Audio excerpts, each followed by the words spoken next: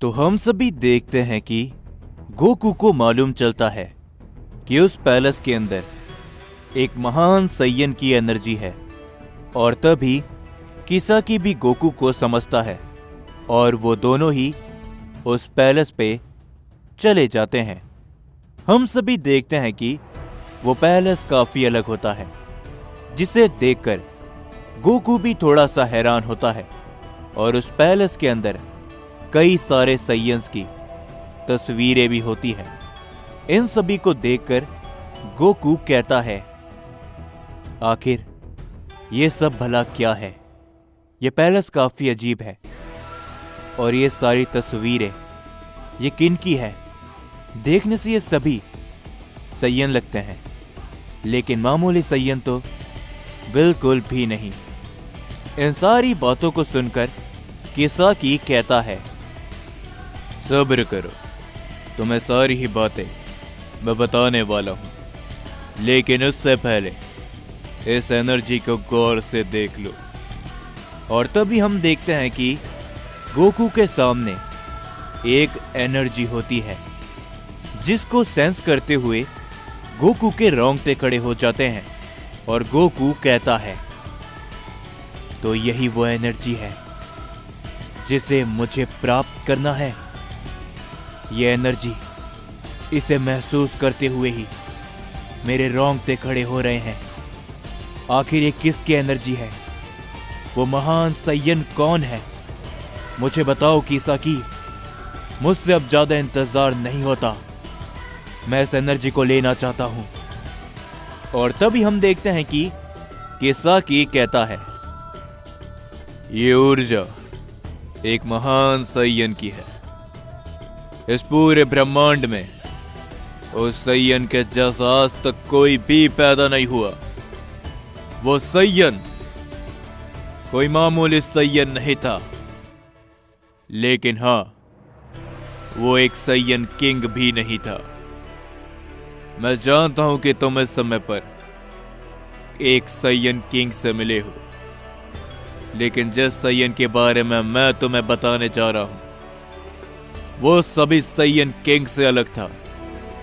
वो father of Saiyan से अलग था और साथ ही में वो सैयन गॉड या मोशी से भी बहुत अलग था। ये सारी बातें सुनकर गोकू कहता है, इन सारी पहेलियों को बुझाना बंद करो, मैं तुम्हारी बात समझ सकूं, इस भाषा में बताओ। और आखिरकार वो सैयन कौन था? मैं कब से सोचकर बैठा था कि कहीं वो एक सैयन किंग तो नहीं, या फिर कोई हेरोइक किंग जैसे कि कोराग है। अगर वो सैयन इनके जैसा नहीं था तो आखिर वो कौन था? और आखिर उसने मुझे भला क्यों चुना? जो ज़ारू मुझे नजर आ रहा था, आखिर वो कौन था? और अब वो भी मुझे नजर नहीं आ रहा। मुझे बताओ किसाकी, मुझे इन सभी बातों से अनजान मत रखो।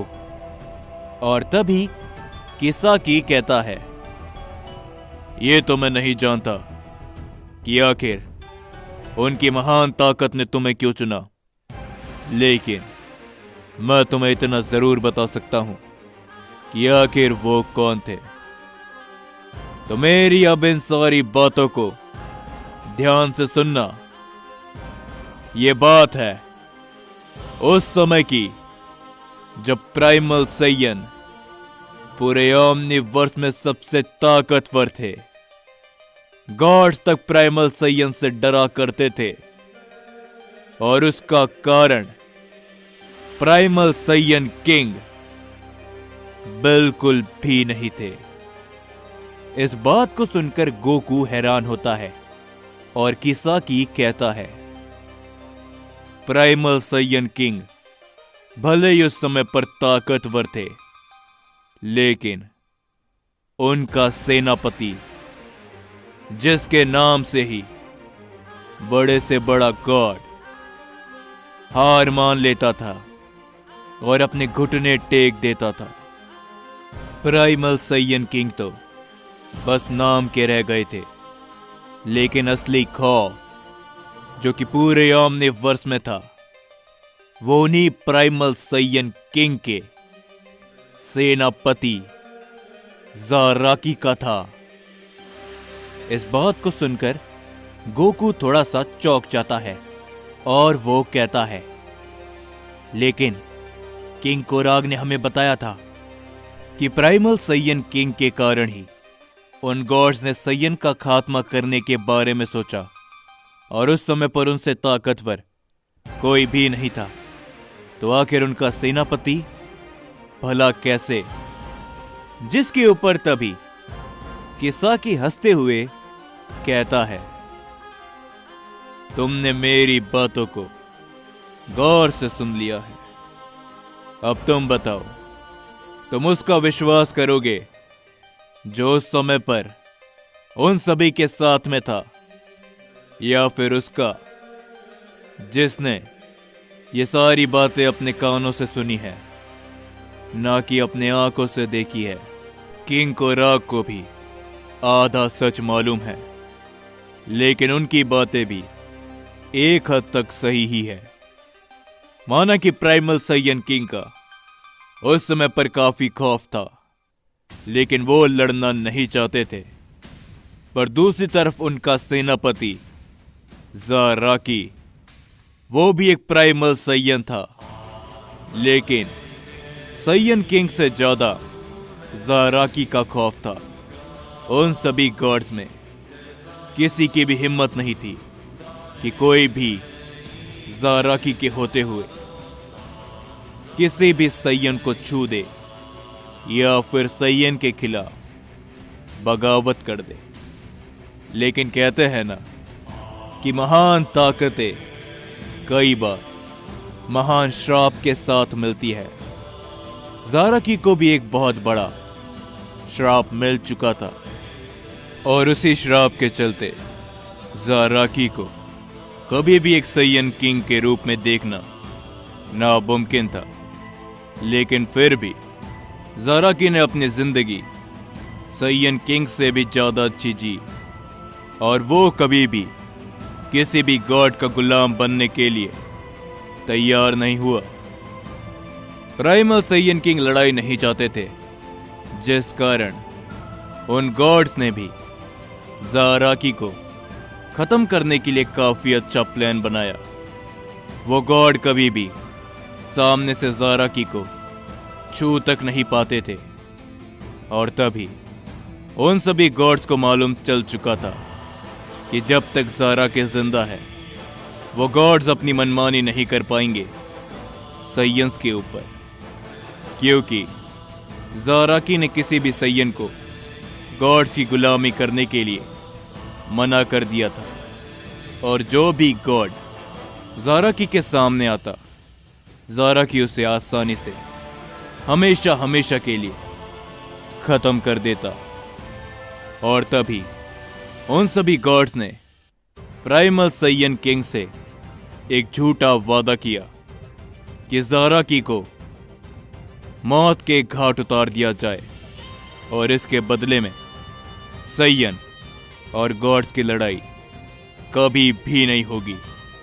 और उस समय पर साइयन किंग को यह करना पसंद नहीं आया, लेकिन ज़ाराकी को यह सारी बातें मालूम चल गई थी।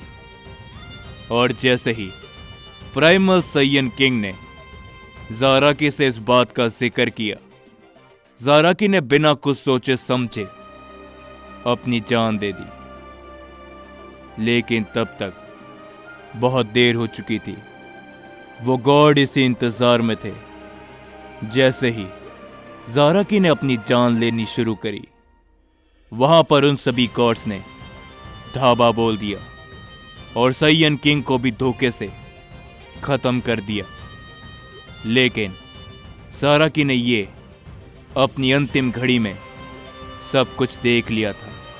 और तब महान ज़ाराकी अपनी अंतिम सांसें ले रहे थे, लेकिन फिर भी उनमें इतना जोर था कि उन्होंने अकेले ही उन सभी गॉड्स को रोका। लेकिन वो अपने शरीर से हार चुके थे। उन्होंने पहले ही अपनी आधी जान ले ली थी।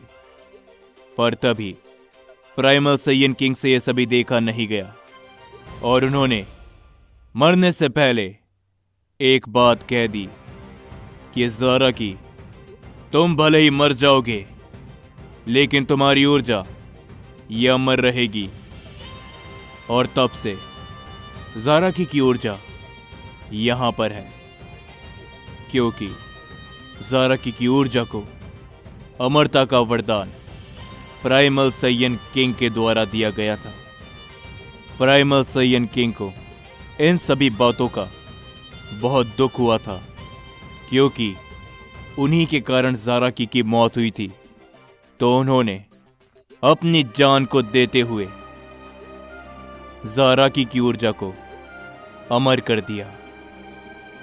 इन सारी बातों को सुनकर गोकू काफी ज्यादा हैरान होता है और वो कहता है, ये काफी दुख की बात है कि एक महान सैयन किंग का एक महान सेनापति उन सभी गॉड्स की घटिया चाल में आकर मर गए। लेकिन मैं ये भी बात जान चुका हूं कि वह सैयन ज़ारा की महान था, क्योंकि उसके रहते हुए कोई भी सैयन किंग के ना ही आसपास आ सकता और ना ही किसी भी गॉड्स की हिम्मत थी उनका सामना करने की। और इसी कारण से उन्हें धोखे से मारा गया। और अब मुझे समझ में आया कि इतनी देर से जो ओज़ारू मेरे सामने था वो और कोई नहीं बल्कि महान सैयन ज़ाराकी का ही ओज़ारू था।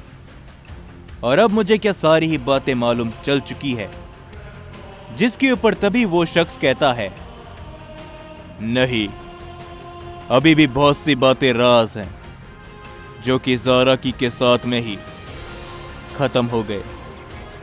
जरा सोच के देखो, एक सैयन जो कि किंग कोराक से भी कई गुना ज्यादा ताकतवर, फादर ऑफ सैयन के जैसा घमंड और सैयन गॉड यामोशी के जैसी अकल, वो सैयन कितना ही महान हो सकता है।